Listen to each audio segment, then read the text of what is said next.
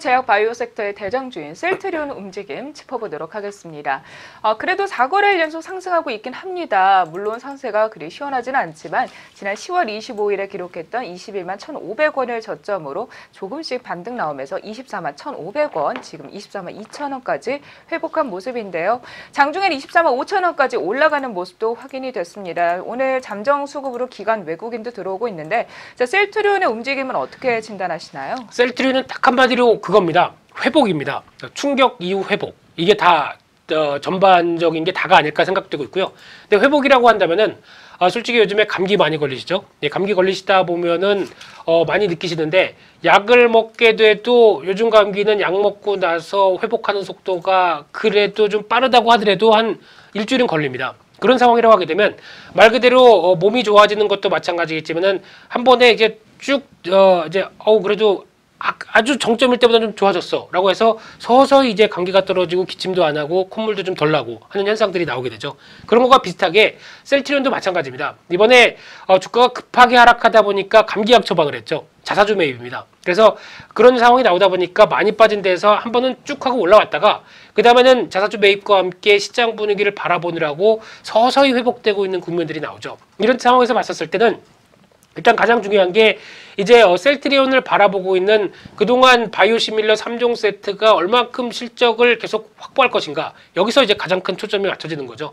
그런 상황에서 봤었을 때 최근에 그래도 가장 많이 얘기 나오는 게 유럽 쪽입니다. 특히 프랑스 쪽에 대한 얘기가 상당히 많이 나오고 있는데, 프랑스는 어떤 규모면으로 봤었을 때 이탈리아, 독일에 이어서 3위 정도 되는 유럽 쪽의 어떤 처방력의 지위를 갖고 있는 어떤 시장 점유율을 보여준다고 봤었을 때, 특히 프랑스는 조금 더 바이오시밀러 쪽에 좀 약간 보수적이라고 합니다.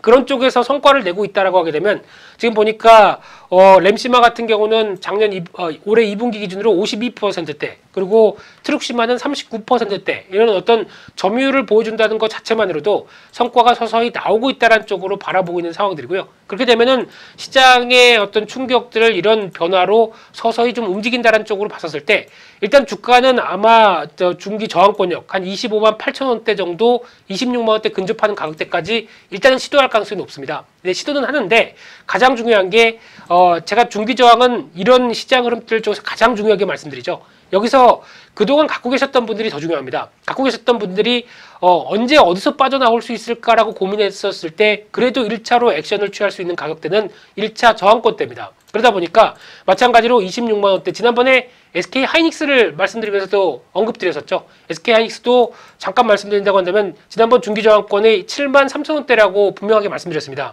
근데 주가가 이날 고가가 72,900원이었나요? 하여튼간 중기 저항권 때까지 한번 강하게 반발 들어오고 그 다음에 쭉 하고 다시 어떤 소멸이 들어가죠. 그래서 한 번에 돌파를 할 힘은 없다라는 쪽으로 바라보고 있는데, 마찬가지로 셀트리온도 그런 현상으로 초점을 맞춘다고 한다면 25만 8천 원 정도를 저는 생각을 하고 있는데, 이 정도 부분까지 들어왔다라고 하게 되면 기존에 갖고 계셨던 분들이 그래도 어떤 하락폭을 좀 줄이고 그 다음에 비중을 줄였다가 다시 현금으로 어느 정도쯤 대응할 수 있을까를 고민할 수 있는 시점입니다. 그렇기 때문에 지금은 시장이 역배열되고 여러 가지 불확실성이 많은 쪽에서는 일단 지금 초점은 얼마만큼 줄여서 끊어내느냐, 이 부분을 가장 큰 핵심적으로 보시면서 대응하는 게 좋겠다고 말씀드리겠습니다.